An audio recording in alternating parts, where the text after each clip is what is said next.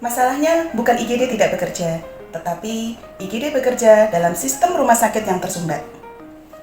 Menambah bed tanpa memperbaiki discharge, DPCP response, dan diagnostic turnaround time hanya memindahkan kemacetan. Assalamualaikum warahmatullahi wabarakatuh. Saya Sri Widayati, mahasiswa Magister Administrasi Rumah Sakit Universitas Muhammadiyah Yogyakarta. Pada video ini, saya membahas isu aktual layanan IGD dengan judul IGD penuh saat bed block jadi risiko keselamatan. Isu ini saya angkat dari pemberitaan tentang pasien yang harus menunggu lama di IGD sebelum mendapatkan ruang rawat inap. Dalam berita tersebut, keluarga pasien mengeluhkan lamanya waktu tunggu di IGD sebelum pasien ke ruang rawat inap. Manajemen rumah sakit menjelaskan bahwa persoalan utama adalah keterisian tempat tidur rawat inap dan ICU yang sangat tinggi.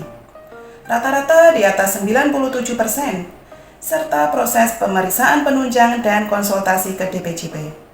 Artinya, pasien sudah masuk ke IGD, tetapi tertahan karena rumah sakit tidak memiliki kapasitas keluar yang cukup cepat dari ke IGD ke unit berikutnya.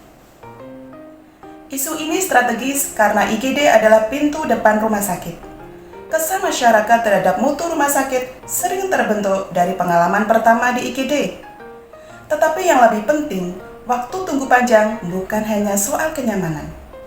Studi di Rumah Sakit Rujukan Jakarta terhadap 18.553 kunjungan IGD menunjukkan bahwa emergency department length of stay lebih dari 8 jam berhubungan dengan peningkatan risiko kematian di rumah sakit dengan adjusted relative risk 2,69. Jadi, boarding di IGD adalah isu keselamatan pasien, bukan sekadar isu antrean.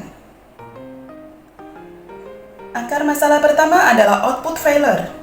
Ketika bor di atas 97%, IGD kehilangan ruang gerak. Sebagai pembanding, indikator bor ideal secara umum berada pada kisaran 60-85%. Dan bor di atas 85% menunjukkan pemanfaatan tempat tidur sangat tinggi, sehingga perlu pengembangan kapasitas atau penambahan tempat tidur. Akar masalah kedua adalah throughput delay. Pasien menunggu pemeriksaan penunjang dan konsultasi DPCP. Akar masalah ketiga adalah command gap.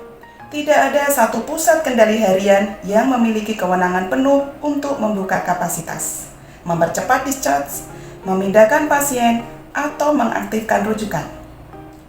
Akar masalah keempat adalah komunikasi. Secara klinis, pasien mungkin sedang ditangani, tetapi bila keluarga tidak diberi update berkala, mereka akan merasa pasien hanya menunggu. Keputusan pertama saya adalah membentuk IGD Flow Command Center. Ini bukan rapat mutu bulanan, tetapi pusat kendali harian. Tujuannya jelas, mengeluarkan pasien dari IGD ke tempat yang tepat secepat mungkin. IGD tidak boleh dibiarkan menanggung masalah rawat inap sendirian.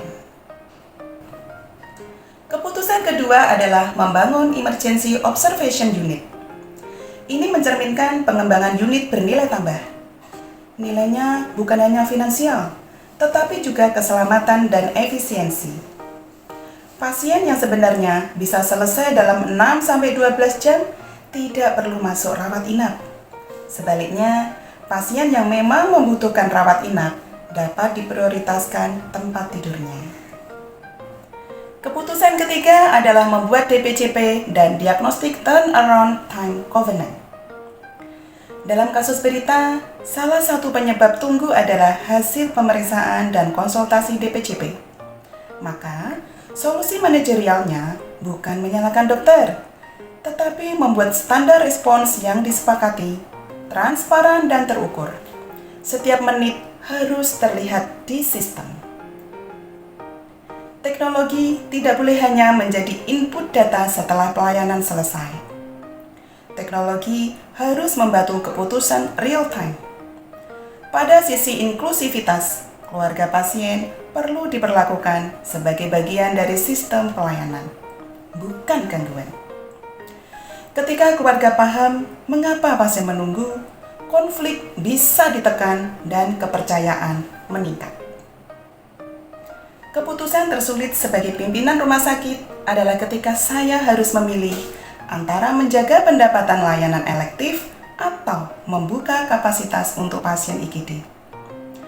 Pada kondisi krisis kapasitas, saya akan berani menunda sementara admisi elektif yang tidak mendesak, mempercepat discharge pasien stabil, dan mengaktifkan jejaring rujukan.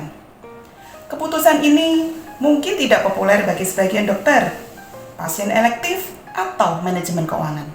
Namun, dalam kepemimpinan rumah sakit, keselamatan pasien harus menjadi batas moral yang tidak boleh dinegosiasikan. Dalam Islam, pelayanan IGD adalah amanah. Prinsipnya bukan sekadar cepat, tetapi adil, tidak membahayakan, dan mengutamakan yang paling membutuhkan.